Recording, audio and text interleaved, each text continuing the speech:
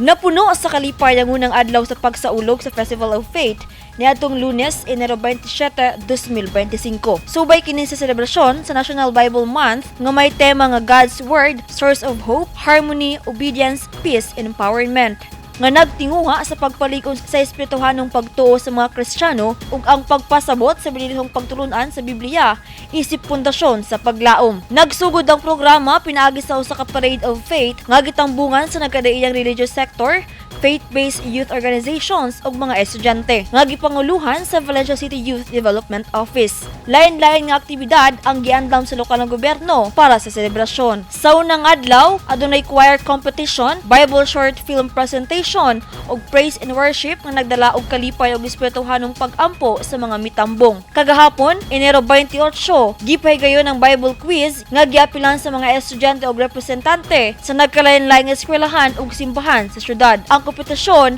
nagpakita sa ilang kahibalo sa Bibliya. Mahuman ang selebrasyon og mga adlaw, Enero 30, nga adunay praise and worship ug variety show. Ang aktibidad gilantaw nga magpabilin sa kasing-kasing sa tanang mitambong isip usa ka dakong kalambuan sa espirituhanong panaghiusa sa taga-Valencia City.